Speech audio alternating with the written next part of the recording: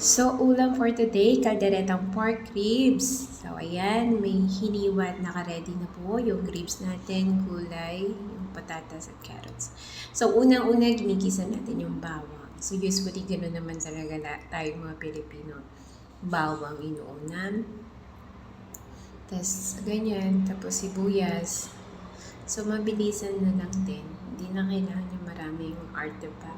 Kasi usually, kahit anong pang paras lang din naman ang lasa. Basta importante merong kaldereta mix. So, ayan na, ginisa na natin yung bawang at sibuyas. Tapos, saka na natin i-add yung ating... So, make sure muna natin na luto na yung bawang sibuyas. Saka na natin i-add na yung pork ribs natin. So, nasaan na yung pork ribs? Ayan.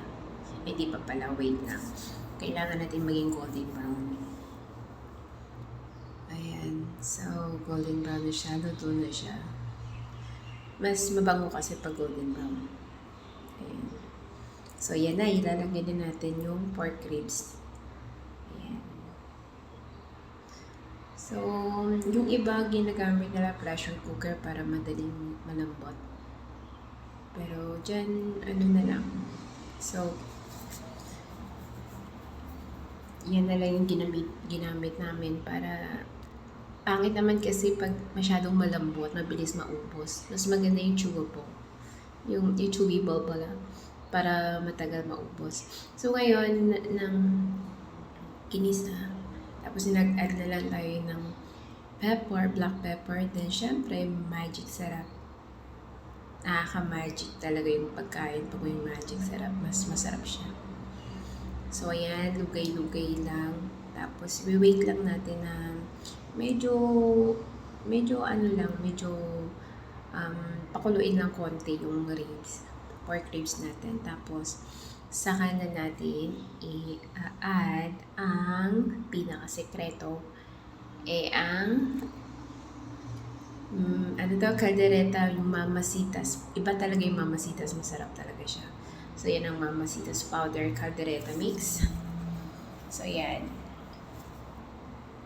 So, hindi namin inubos yung isang pack kasi masyado na yung So, usually ginagawa namin yung isang pack, 2 luto namin ng caldereta yun. So, ayan na. Kasi mag-a-add ka pa ng tomato paste. So, yan na lang muna. Tapos, pakuluan mo siya para ma-absorb niya yung caldereta. Tapos, nag-add tayo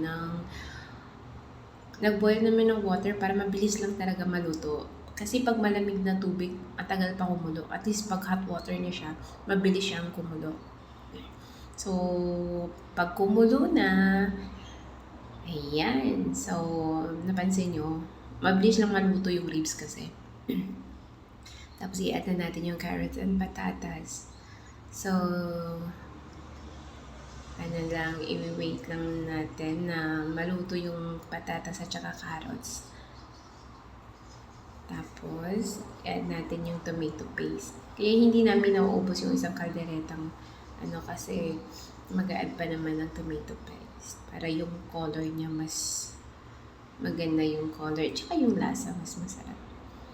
Then, after nito, pakuluin lang tapos hintayin lang maluto yung patatas at saka carrots. Mabilis lang within about, wala pa nga 45 minutes So, ayan na. Wait lang natin na maluto yung carrots at saka patatas. Tapos, saka na natin i-add yung bell pepper natin. Yung capsicum. Yes. Ayan na. So, pag naluto na yan, sumaragan tayo ng salt para siya panlasa. Then, hintayin na lang natin actually luto na yan, ready na, lugayin na lang. Siyempre, mag-add pa rin tayo ng magic. Iba pa rin talaga yung, kasi tayo, dapat yung ulam natin malasang-malasa. Kasi kanin lover tayo. Kasi partner niya ng kanin, yung kanin walang lasa. So, kailangan yung ulam mas malasa. Kaya, ayan, dagdag. So, then, hintayin na natin kumulo ng isang kulo. Then, done! Luto na yung caldereta ribs. Ayan. So, sulit na naman ang aming lunch. So, thank you po. Thank you po sa lahat na makakapanood nito. Yummy, yummy. Ubos na naman ang sa kalderong kanin.